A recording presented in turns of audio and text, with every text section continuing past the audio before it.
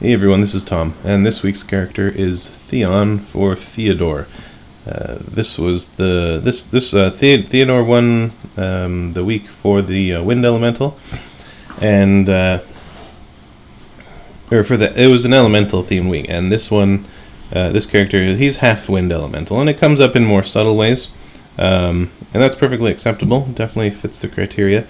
So it doesn't get any. There's no any like weird effects or like neat like magical things or whatever. But we'll get through that stuff as it goes. Let me just close the window. It's too windy, too loud.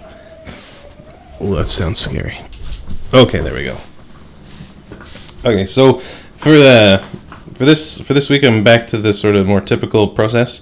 Last week I tried it with a steady mounted camera, you could say, just with a still frame. But I had to do it on my second monitor, and you couldn't see any of what I was doing on the side, like with layers and tools and what have you, and how I was structuring things. So this way I like a bit more, even though it is quite a bit more jittery. You can also see the cursor and move around, and things don't snap in. So this is a livelier character. He's a young guy in his mid to late teens, energetic, brash, sort of a playboy type. I'll go through his background and personality and description and stuff in shortly, but I want to talk about one thing I'm doing here is wanting it to be a more lively, energetic pose, and plus he's wind elemental, so he's up in the air, but adding a twist to the torso. Now what I've done there is I've just summarized the torso up into just a twisty block, basically like like when you get one of those nice white erasers. It's basically kind of like that, slightly different dimensions, but being able to twist that from the shoulders down to from the top of the pelvis, it's a really great way to help break things down from general to specific. There's one thing that happened I noticed a lot in this character was there's a lot of stuff that I was intimidated by, and I was a little bit freaked out to do, but then I just remembered just general to specific, and that got me through, and it gave me some results that I'm quite pleased with. But the only downside to doing the twist like that is that different segments of the ribcage twist only together, or like there's certain joints where things really twist, like the lower spine, the lumbar spine, they rotate quite a bit, but the ribcage is a bit is much more stiff than that. So it was a bit of a challenge to try to fit the rib cage on that bendy thing. So if you can work out some sort of way to find a balance between having a bendy rubbery torso and a not so bendy one, then you'd be good off.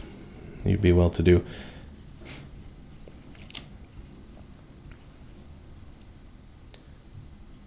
See, after I've got like the drawing process down to like a homogenized skeleton stick figure, where I have enough of it in my brain where I at least know where stuff is going to go and how big it's going to be. This is going to be different for everybody if you're even interested in this sort of thing. Some people can go from a stick figure and just go into whatever they want right away. I like having a stick figure that's like a bit more anatomical. Just it kind of helps keep me on the ball. Helps me not to miss too much stuff anatomically. And then sometimes, especially where bones come near the surface, I'll usually draw a little bit more lumpy and bumpiness, like things like clavicles and hip bone, the greater trochanter, the largest part of the hip bone that juts out on the side of your upper thigh. Bones around the knees, like the caps of the femur and the tibia. And elbows, things like that. Those are places where I like to focus on. I like to make sure that I refine the bones quite a bit more, because you'll be seeing them. Other than that, the rest of this was basically just point-to-point muscular system. I kept the pose on its own layer with the notes, which I wrote down before I started recording, because it's kind of boring watching me write down that sort of stuff.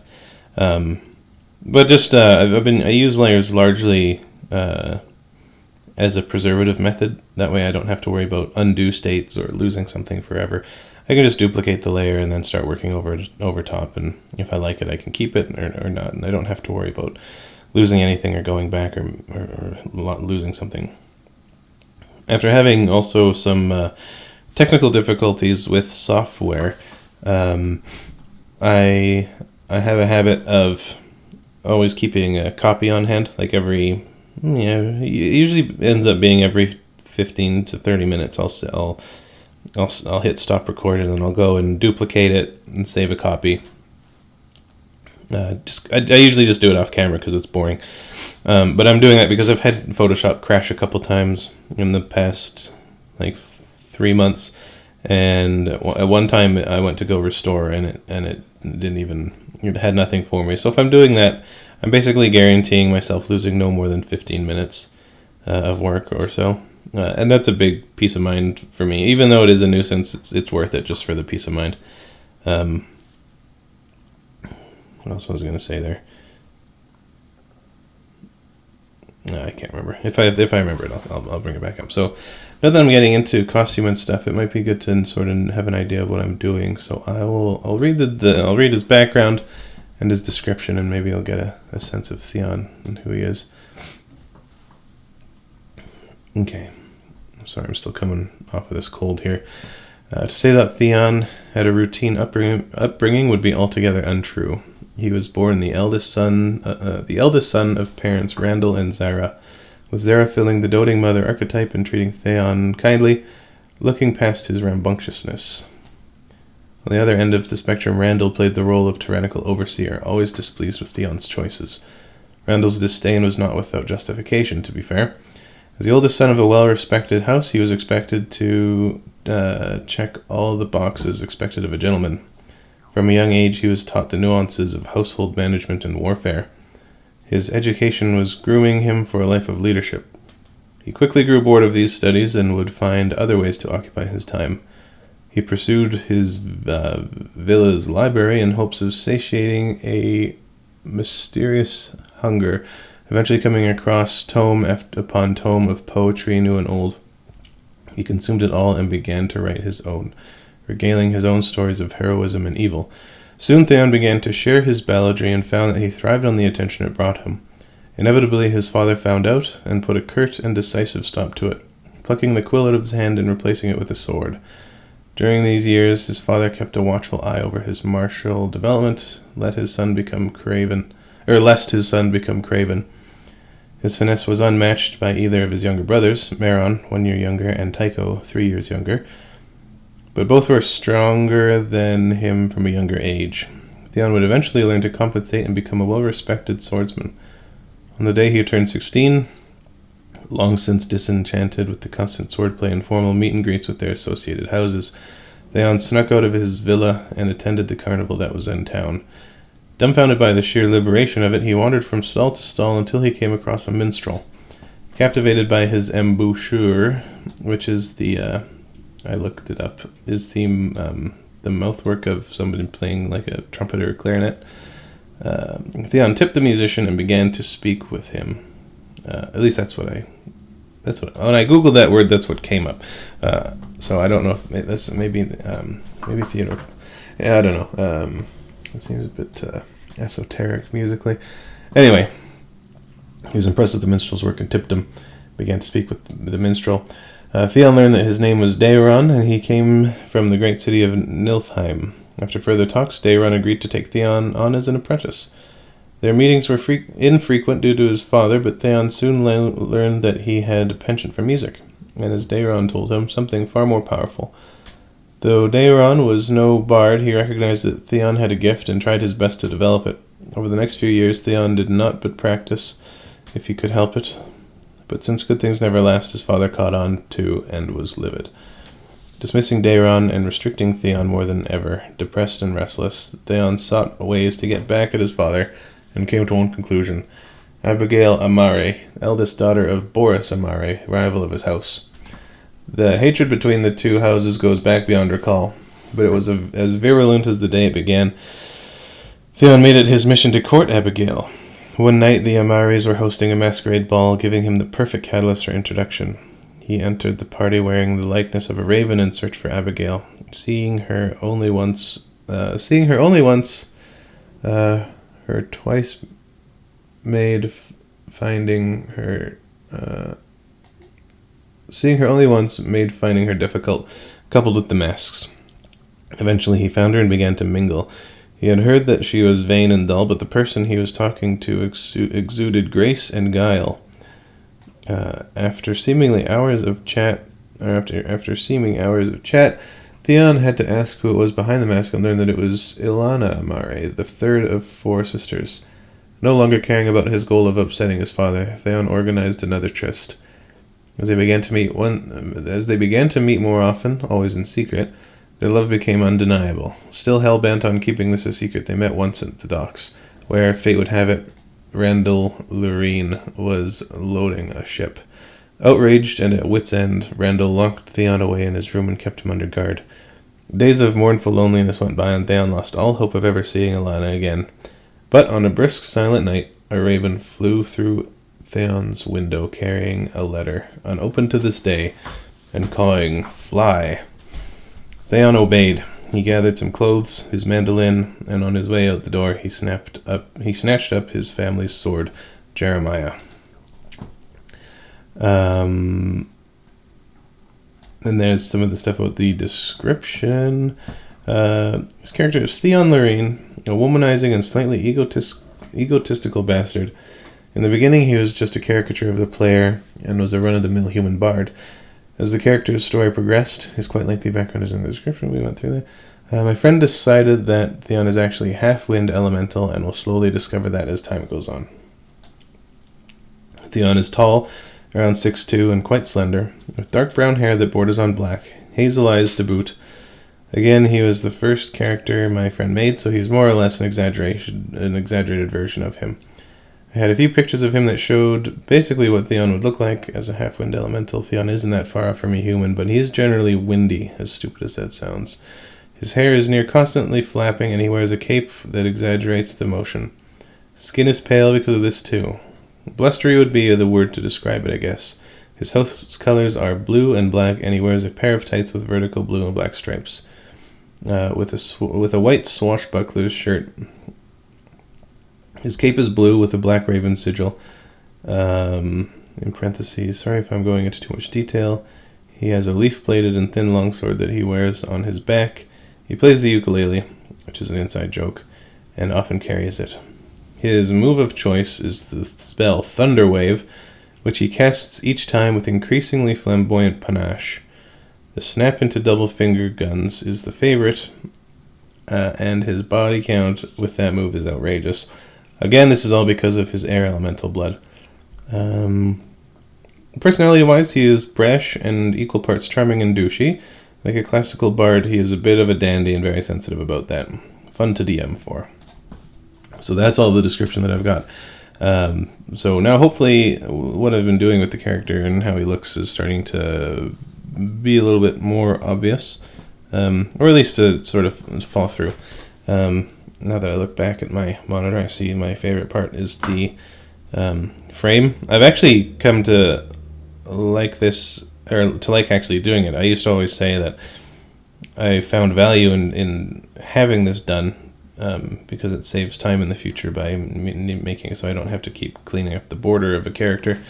But that I didn't like drawing it and that it was tedious, but now I actually have started to enjoy doing it. It's kind of like a nice little break. It's a little bit more therapeutic. The only time it becomes a hassle is if there's fur or hair, at which point I usually, as I do with this one, I'll usually leave like a little bit of a generalized area of negative space around the delicate parts, and sort of, or like hint at it slightly, do like some sort of chunky vague hair just as like a placeholder. But when it comes time to actually do the hair, I'll usually just fill in that area with just white, just like with a hard small shape, and then just paint the fuzzy material over top of the frame right near the end.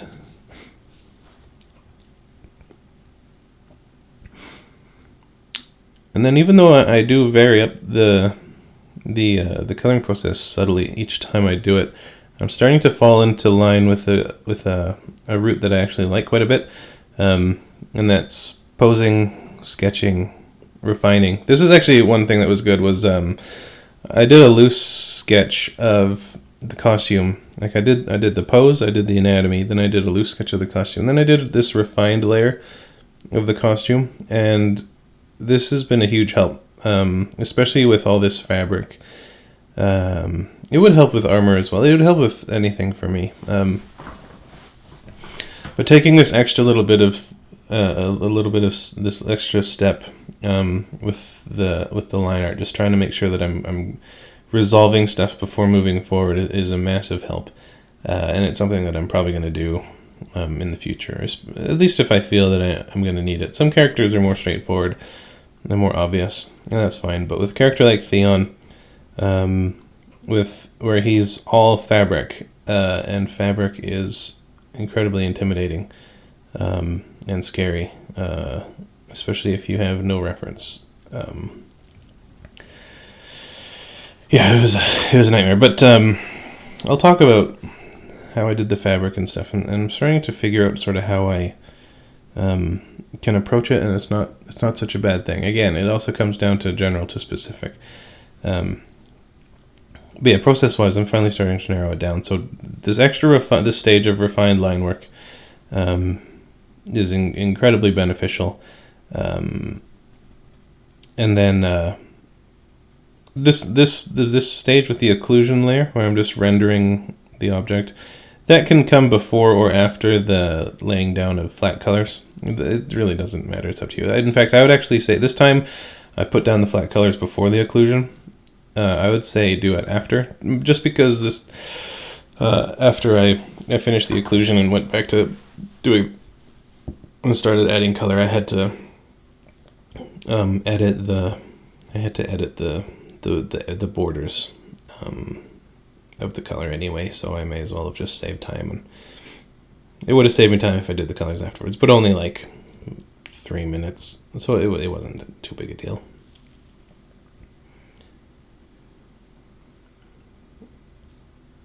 Now, one thing, like I'm working on the face as well.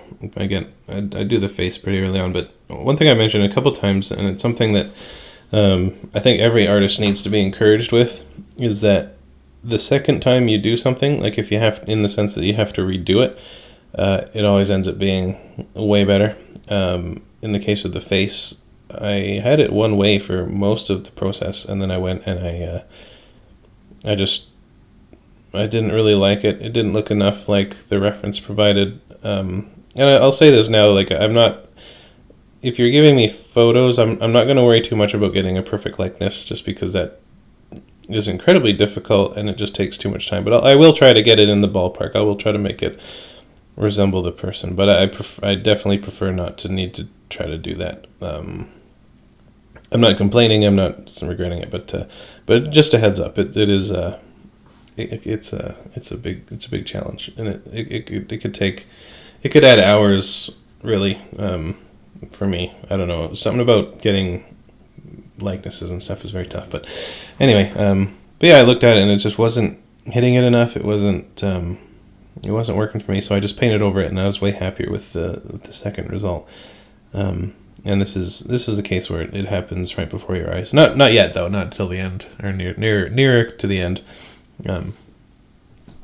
But it's even sort of scary, like knowing that people are watching and they're going to see it and they're going to see what I do. It's like that part is still scary, and like I think it's important that I let my mistakes show, and that people see when I do something wrong, or go back and change my mind, or have difficulty settling on something. I think it's important for people to see the more honest side of stuff, or of art creation, where people look at, like, I don't know, there's people often try to defend their flaws, and I don't blame them for it, especially if you're a professional. But that's what our portfolio is for. But a bit of the problem too is, like, people will look at an artist's portfolio and they'll think that everything that person makes is that good. Not even rationally, like they might just have that irrational sense that that's the case. But I mean, people like my art, but if they saw my sketchbooks, they would probably barf, and they would say this guy is a hack. His art is garbage. But I think it's important for people to realize or accept that, like, maybe like 70 to 90% of the stuff you do is just gonna be bad. At least that's how I feel about my stuff. It's just like really just unpublishable garbage. And so every time I do this, I'm super scared that that it's going to be one of those times. But I find that just powering through, it'll get you there. It'll just keep working on it. Don't give up on it. That's the best thing about having people counting on me delivering this every Sunday, is that if it was up to me, if I was just doing this in private, I would just give up and stop really easily. But with people counting on me to finish it, it gives me the drive to push through and get the stuff done. And it's worked almost every single time that I've done a character. I have immense doubts as I'm working on it. Up until about the last maybe 15 minutes sometimes. I'm thinking like, I should start over. This, I could do this, I could do that. People are going to see it, they're not going to like it. But then after I push through and just keep working, it makes it through, and I end up being proud of it and pleased and happy, and I've learned a lot, and I've gotten better, and I've made something that I'm proud of, and that happens almost every time. And maybe not the last 15 minutes usually, but there is a point definitely where I'm feeling like this is it. This is the one that just brings down my whole house of cards, and they're gonna know that I'm a fraud. And that happens almost every single time, I'd say. Maybe every single time. I can't remember. Probably every time. But that's fine. It's actually kind of good to be desensitized to it, or at least I will eventually. It actually, killing that instinct, I think, you kill it by being exposed to it, it seems. And by doing that, it increases your confidence and your ability and desire to take risks and to push yourself. And that's been one of the better lessons I think I've learned now that I think about it. But anyway, so the fabric is a nightmare. And I didn't have any reference for this. I did look up some pictures of what was it? Swashbuckler shirts, just to sort of see what really makes one look like a pirate shirt. Like, is it like a Jerry Seinfeld puffy shirt, or is it more like a Pirates of Penzance shirt, or a Jack Sparrow kind of shirt? And because there's a wide variety. You'll have an iconic image in mind, but there's a lot of wiggle room for what can still look exactly like what you expect a swashbuckler shirt to go. In this case, I took it a bit more Northern European sort of approach to some of it. But another good thing was looking at the fabric and looking at guys in a couple of different poses, just to sort of see how light the fabric is and how it bunches and bundles and stuff. Now, when it comes to fabric, there's a lot that needs you to just sit there and try it out sometimes. But some of the things that helps me the most, the two biggest things that just help with fabric is going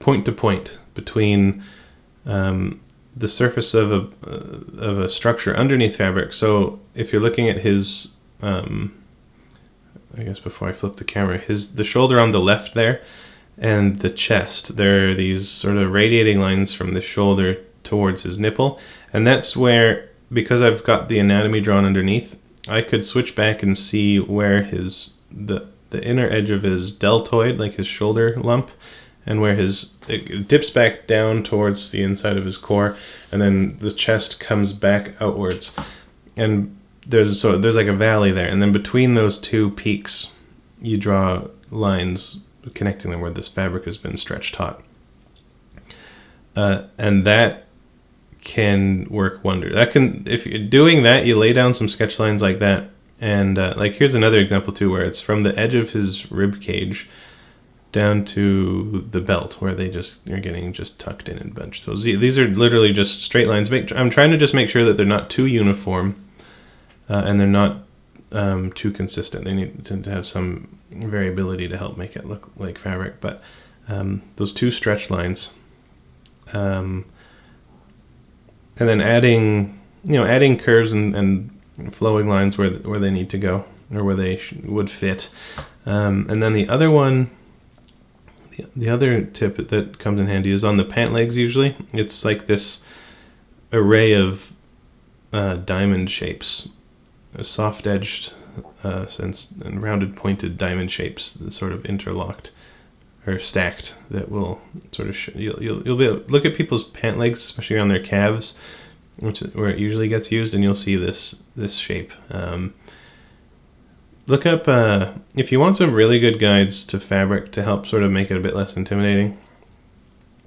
I recommend looking up tutorials by Jack Hamm, Hamm, and Andrew Loomis also has good notes about fabric. But it's the thing that's good about looking at what they put in there is that they're usually doing like dudes in suits. But the point that they're making too, I think that at least I got from it, is that their fabric is more about principles than anything else. Where if clothes are consistent enough and human bodies are consistent enough that if you remember some key traits that clothes consistently carry, you can emulate those across an immense breadth of body type and costume combinations. And that it's not an endless sea of complexity, even though it's such, like with soft surface materials like fabric, it just seems like it could be anything. It could, or like fluids, like water splashing and fire and all these like things that are moving all the time, and hair. They seem like they're just so infinitely complex that you may as well not even try without like tracing a photo. But they come down to basic principles and repeatable sort of like iconic factors. And just sort of getting a sense of those can help. At least they'll get you. They can, if they don't get you an excellent result, they can at least get you to the point where it's good enough. It's faked. It has been successfully counterfeited. I mean, there's still so much more I need to do about fabric. I would love to have like a costume department and a nice camera and some lights that I could set up, and I could really do this stuff right. Because like even this part of the bottom part of his shirt below his belly here that's blowing up, it's really, this is all just fakery. Fabric doesn't really look like that, but it's enough that it looks like fabric, even though it's not physically accurate to how fabric would actually be. It's for me at this point, it's really more about just, does it look like fabric? Does it look like the right kind of fabric? Does it look like it's moving? Does it look like it's moving in the right direction? And is it contradicting its nature? And then no. And then that's good, I think. And I'm not thinking that as I'm working, but that seemed like, now that I'm just rattling it off, that I think that's really like a criteria that will keep something under my radar or outside of my radar. I guess, yeah, under my radar works, yeah. And it's something I won't need to go back and go into. So he wears tights, pinstripe tights. I didn't want to just give him like leggings. I think that's just a bit too, it is just too boring. Or if it's just, yeah, it's pants. There's just tight wool leggings. Yeah, they just fit. Yeah, normal pants. There we go. And they needed to have a little bit more presentation, a little bit more built. So, I mean, him being a rebellious, adventurous teen who, you know, being a Romeo figure, I'd imagine, like, climbs out windows, climbs into windows, gets into fights, stands up for people, get a little scuffle and tumble. But so I gave him a little bit of a ripped knee. He is upper class. He is wealthy. So and he is also highly pressured as far as behavior and manner and dress. So it can't be something too much. It could even be a fresh opening, but I just figured having just that little bit of wear and tear on his outfit would be good. It's boyish, and I think Theon is nothing if not boyish. But tights-wise, I looked up medieval reference of tights and some reconstruction stuff, and they're these kind where there's like a white linen around the crotch, but then the leggings or the tights are actually they're basically like leg gloves, and they're open around there's no coverage of the crotch except for that white linen sort of underwear, and then they attach to a belt up at the top. And I thought that was just a much more interesting look for tights, and they're both consistent. And even after that, I felt they still needed something, and I noticed when I was looking up photos of like medieval renditions of people wearing tights, I found this one. I don't think it was a medieval painting, but it was an old one. I think it looked maybe something from like the 1500s. But there's this one example of a guy's leg who had the thigh was rolled up around this knee, and then he had some tights underneath his tights, and then it was just sort of billowed out around under the knee again. And I have no idea what that's about. I have no idea what that's about, but it was neat and it's real. So I just recreated it here, and it was just an opportunity to have something that, broke the mold, broke the symmetry a little bit, and adds a bit of interest, but it's still perfectly sensible, and it's for a reason. I just don't know what that is yet. So if I remember to look it up, I definitely would like to track that down. My thoughts of it were that perhaps in this case, being wealthy, you've got tights, it would make sense. It was almost like what a lens connect would do, where having different layers of nice fabrics of like rich colors and what have you being exposed. So basically he's got tights with his family colors, but then his underwear tights, which are like the spandex or like the thin linen, those would be orange. It's like a nice, vibrant, exotic sort of color. But then it's just a way to have it visible. That was sort of that was the reasoning why I wanted to bring it. What was I saying? I can't remember. Yeah, I can't remember. Anyway, okay, here's the face. Yeah, so just paved it over. I've still got the ender sketch, which I was more pleased with. But again, it's sort of like what I mentioned when I was talking with Matt in his latest video for this, that a sketch is basically like a quantum possibility field generator. And then once you ink it, you're almost always disappointed because you've had to settle on something and you weren't able to actually pinpoint exactly what it was that worked. When you're looking at a sketch, there's a haziness where you get to interpret what you think works and like how it looks best. That's up to you. But then once you finally commit, that eliminates all other possibilities, all other potentials. It's entirely exclusive, which is fine, but it's a challenge. And I think a lot of the benefit of that comes from, or a lot of the like working around that is just confidence as an artist, or even just living with what you pick and just standing by it, or just picking something, noticing that it's not what you like, and then tweaking something. And that goes back in line too with progress, not perfection. You're never going to snipe that perfect line, even though it happens once every 11,000 lines. You might snipe that perfect one, at least in my experience. But if you just put something down, if you just ink it, you're not happy with it, tweak the inking until you get it. Just nudge it, look at it, flip it again, flip it a few more times, make the layer invisible. Turn it back on, turn it back off. Do what I do. just keep looking at it. Even sometimes flip it upside down. But actually, if you flip something upside down, it looks better. You won't see the flaws. Actually, this is a neat trick. If you if you try to do a likeness of somebody, and it's not even that, it might not necessarily be that good. But if you hold it upside down, it'll look exactly like them. It's just a neat trick. So it's just the way the brain works. So yeah, process-wise now it's just doing all this rendering and occlusion, just taking care of this stuff, making sure that it all works, that it's getting figured out, and then yeah. So here I am now bringing the color back in. Although yeah, this is just past halfway. And then, yeah, touching it back up. This isn't a big deal. It was a relief to have the colors sort of figured out earlier and beforehand. But it's really, this is not a deal breaker. Just refine it.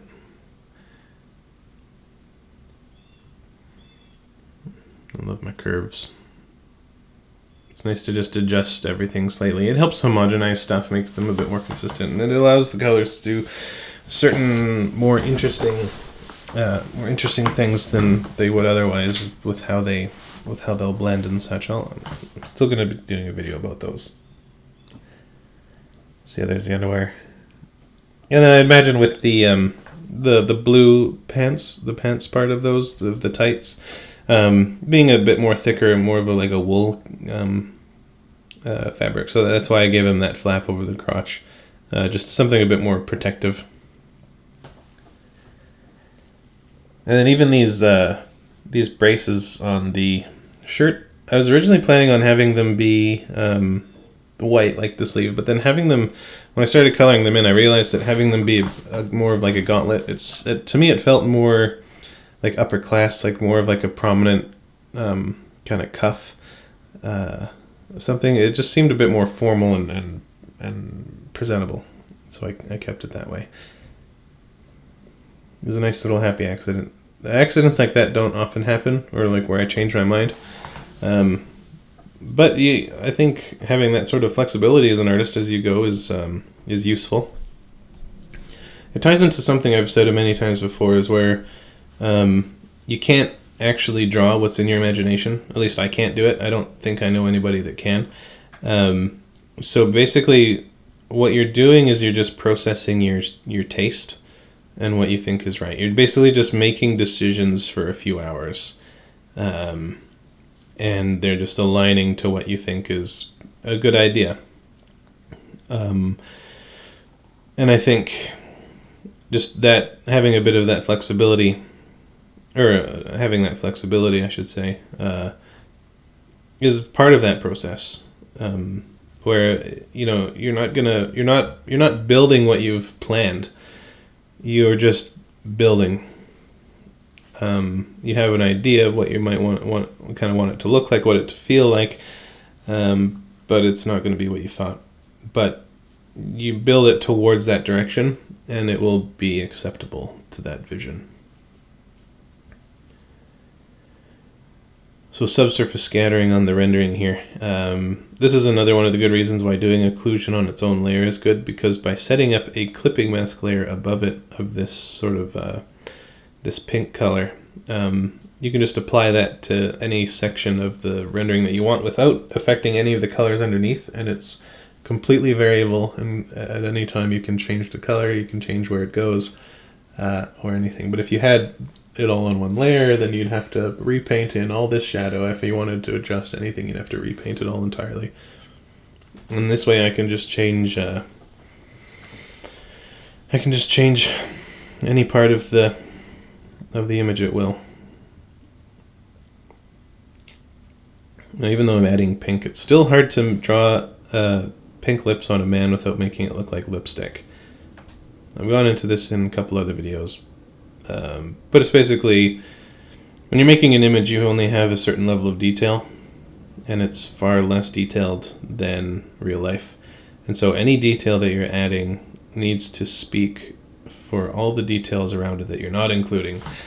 And so when you include certain details, whatever detail you include will mean something, and it will be there for a purpose, rather than in a photo every detail is just there because that's just how real life looks. But when you're bringing in stuff, you're just inviting your friends, and so any friend that shows up, you need to be able to explain why they're there. And if you have a friend that's a bit too maybe specific, or a little bit too particular, you won't necessarily mesh well with the rest of your friends. If you've ever tried mixing friends groups, you might know what this is like friends from work and friends from childhood and friends from school. Usually it's I don't like doing that. It's always a weird situation, at least for me. But yeah, that's sort of why I don't do the pink on men. Although you can always like make the lips more pink, but you can't make them as dark as in real life. It's too stark of a difference. Although in the case of this character, I did include thick dark eyelashes, which is difficult on a man to pull off. But I was looking at a real face, and a big part of the way that the guy's eyes look, he does have big eyelashes, and they kind of frame his eyeballs and whatever, and so it makes a bit more sense. I think the face has a bit more believability because I was looking at a human, and so it does allow for more of those sorts of elements. But I've been wanting to put more life and I guess biology and nuance to skin and flesh and such forth. And so I've been trying to think of ways to. I would love to be able to wield subsurface scattering more and just put in those extra little bit of delicate touches that make something not just a rendered object, but also an object of material, so that it feels more like skin and it has life to it. And because like expression and personality is all one thing, but it seems more of like a traditional art sort of approach, where it's like it's got to really feel alive. It's got to like, I don't know. As I start feeling like I'm getting better at certain elements of creating art, I find now that I'm looking for, like, I feel like I've improved. I feel like I've learned a lot doing this series, but I'm now still starting to look higher up the mountain as I go. And this is one thing that I'd want to impass to younger artists, is that you will never stop growing. You will never stop finding flaws in your art that you've done. You will never stop being aware of your weaknesses and shortcomings. And those are all incredibly good and positive things. That should make you glad when you look back at art that you've done that you used to be proud of and you think it stinks. That is fantastic. That's a very good sign. You should be proud of yourself for that. And if you ever you'll never make it. You'll never get to the top of that mountain. And if you ever think that you've done, like, it's game over. Like, your mountain is so short. If you've ever found the top, I think it was Alicia Keys who, like, she had a line where it's just like, once you think you've made it, like, you haven't. And I think I'm sure I'm butchering the line, but I think that's true. I think that's totally, like, once you think that you're king of the mountain, if you're the king of any mountain, that mountain is a pathetic excuse for a mountain. So you should be excited about growing. You should be excited about improving. You should be excited about finding your flaws and tackling them and pursuing them, or confronting them as bravely and boldly as you possibly can. Like, even with me in this, with this art that I do, every time I think, like, like, sometimes hands were terrifying. Now they're not so terrifying. Fabric was terrifying. And after doing this one, and trying out some stuff, taking my time, pursuing it, like, feeling fear. I mean, not real fear, but sort of just charging in and just trying and just working and getting through. The things that I've always been challenged by, I'm starting to find far less challenging. Hands, fabric, faces, certain parts of anatomy, posing. It's all getting a lot easier. Even rendering and materials, it's all getting a lot better. That's because all these things that are hard, I'm just saying, okay, nope, you don't give up. You have to go, okay, yeah, this hand is hard. Go look at a picture, or, like, look at your own hand, or take your time, or erase what you've got and start over. That helps a lot. If you can never figure out how to do something, ties into what I said earlier about losing something and needing to redo it. But if you're having a hard time with, like, a hand or a cape or a face, just erase it just do it and forget what it ever looked like and just start from scratch. That's my advice there. So hair-wise and cape-wise, as long as things look blustery and blistery, there's a few bits in the hair where I didn't want it to look too much like he's just kind of jumping off a trampoline or out a window and sort of flying through the air. I wanted him to look a little bit more like he might actually be flying. I wasn't too concerned about this being successful, but I was hoping that by having a little bit of like the hair like coming back down towards his forehead might give a little bit more life to the hair as far as like there being blustery. I mean, you know, who knows? I just wanted to make sure that not all the hair was going the same direction.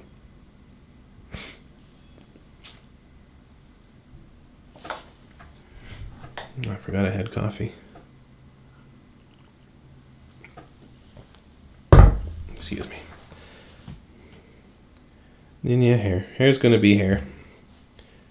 And hair's always going to be hard too, I think. But by pushing through, you'll find your own sort of approaches and techniques and standards.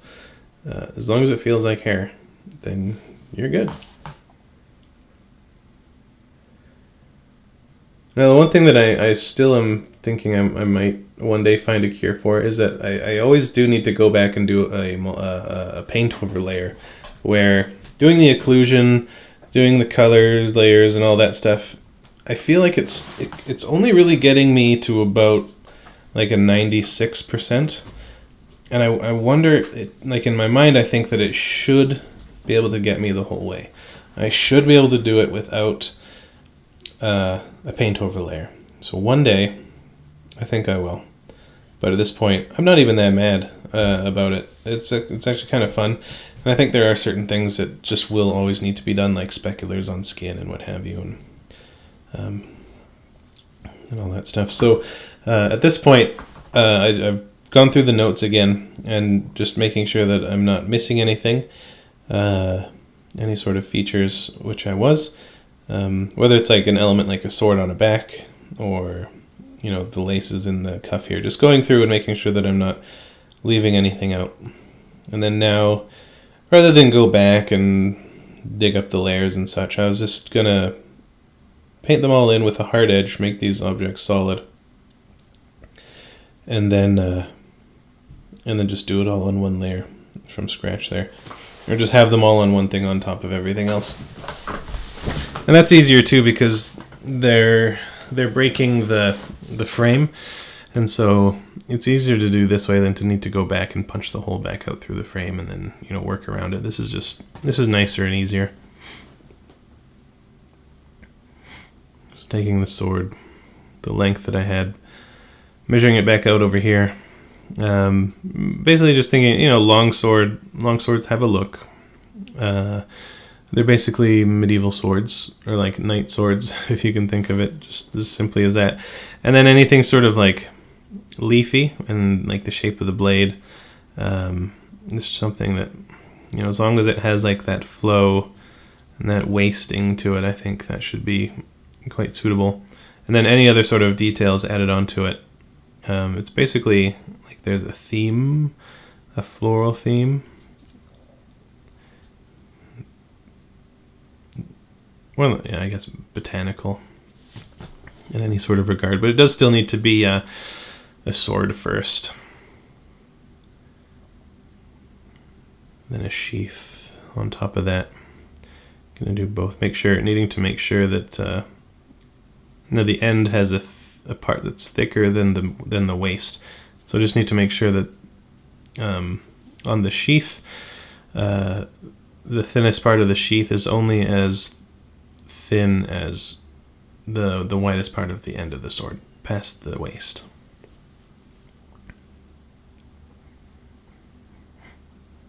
So lots of just little metal bits. Metal is one of those examples of materials that I've mentioned before, where you only need like 3 colors, 3 or 4, to just depict pretty much just exactly what it is.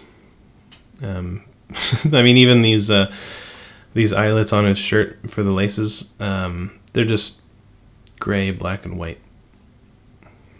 And they look like metal. I mean, it helps that that metal is just gray, and that's just how it's going to work. It's some sort of pewter, some sort of polished pewtery sort of stuff. But it sells the material, and you read it correctly. These laces, just yellow and black, just nice and simple. It's just whatever they've got to be. These black leather belts.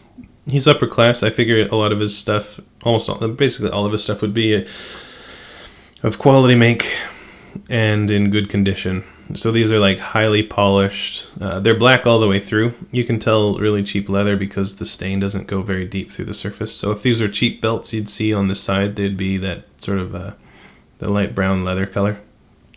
But these have been richly stained, and they're all shiny and gloss.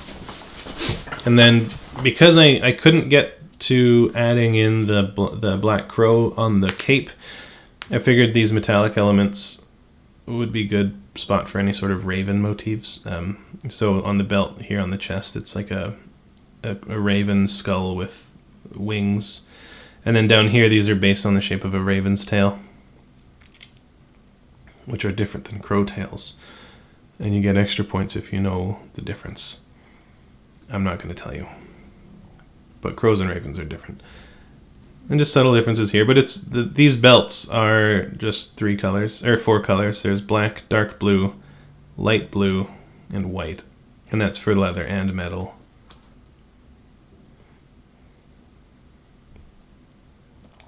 But they read as what they are, and that's all enough. That's all I need ever for eternity.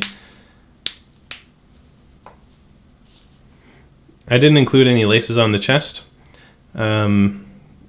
I figure it's kind of like, it's one of those things like he lost it, like he just, it's just, to me, I felt it felt more boyish to me to just have the laces be gone.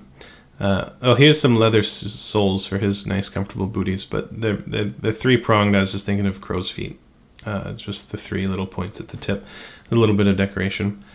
Then for the sword here, I'm trying to keep the plant motif as much as I can, so they've got like a silver inlay. The pommel is a flat leaf. You could stab. It's a nice decoration, just very leafy with veins in the cells. Sort of like a pumpkin vine sort of pattern, nice and elegant down the hilt inlay, or on the grip there. Just inlaid in some highly polished black wood. And then any shape on this sword I want to be organic, and I want to be plant inspired. It look like something that grew. And also here checking to make sure that it lines up around the sheath. One of my favorite swords in fiction is Eomer's sword from the Lord of the Rings films. It has these, is it Theoden? It might be Theoden's sword, but it has 2 horses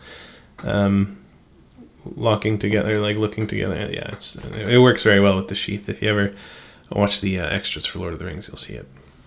Very cool, very beautiful. One of my greatest inspirations for concept art, the Lord of the Rings films and like the special features were incredibly, they were a major turning point for my whole life. But one of the things that always inspired me the most was on Theoden's armor that he wore. On the inside of the breastplate was leather, and it had a sun motif, like sort of like the sun that was on the front face of his hull. And also, this is a quick little thing here. There's a pine cone. Pine cone I used as a it's an ancient Sumerian like fertility symbol. Pine cones usually mean like love and reproduction, so sex. I figured that would be good for a Romeo type character like Theon is. And so all this sword coming down, and he's got it's just a pine cone there as a symbol for, I guess, youthful virility of some kind. But yeah, anyway, so the armor had the sun motif repeated and like embossed and masterfully just etched into the inside of this breastplate. It would never be seen on camera. The armor would never be seen like that, and it was just there purely for the fact that it should be there. And I remember the actor, whose name I can't remember right now, but he said that it made him go from feeling like an actor to a king. And seeing the effect that must have had on him, like as an actor, how much more natural it must have helped make him feel to that he was important, that he mattered, just that kind of integrity I have always admired and hope to one day live up to. Yeah, it's just incredible, incredible stuff, inspiring. Sweat stains in the armpits and on the chest. Another thing where it's boyish. You know, he's upper class. He's got fancy stuff, but he's still just a boy. He's gonna get dirty. He's gonna lose parts. He's gonna break parts. And then here's just a quick little at the end here, just a nod to the mandolin that he has. Yeah, it's sort of like a ukulele. Like, it's a little one, so it's really thin. I still put 8 strings on it though. It's like a Polish mandolin.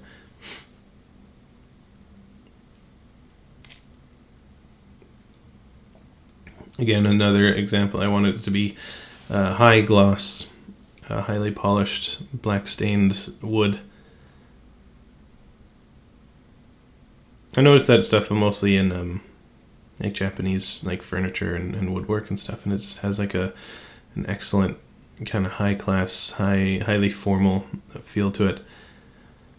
I accidentally put on this layer of this multiply of this sort of tan color, and I couldn't break its spell. I just loved what it did to it.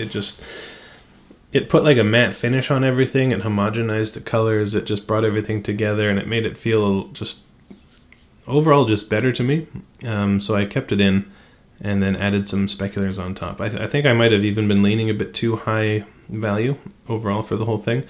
But adding this little bit just helped. It just did something.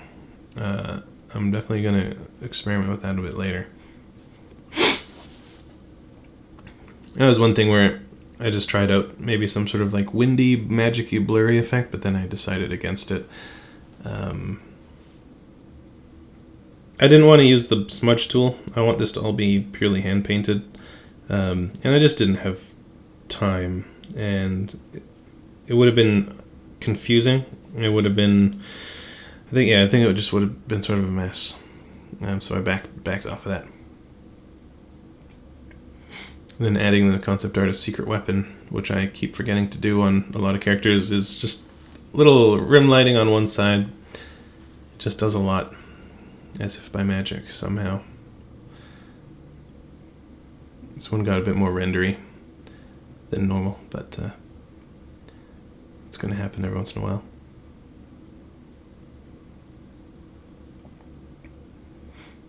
As for his shoes, I like putting effort into designing different shoes for each character, but for this one I was thinking of it as kind of like baby booties. Like, they're built into his pants. It's a bit like a pampered lifestyle. It's just something, they look cozy. They look like wearing socks around and just really nice, soft and comfortable. Pampered. And then a blanket stitch around the edge of the blanket, which I forgot to record, around his cloak there. So anyway, this was Theon for Theodore, for the free weekly character art lottery held on Twitter every Monday at R&D Fantasy for your original fantasy characters, predominantly for pen and paper and tabletop RPGs like D&D, fantasy, original, it's all yours. Anyway, just enter or tune in on Sundays and Mondays and find out what hashtag to tweet. Each week it's different, and you just got to tweet it before Tuesday, and you're automatically entered into a random draw. Anyway, This character was a blast to do. It was fun to just do like a human character, and I really learned a lot. This is actually a pretty pivotal piece. I learned a lot. I developed a lot during this process. So anyway, thanks for watching, and I hope it helps.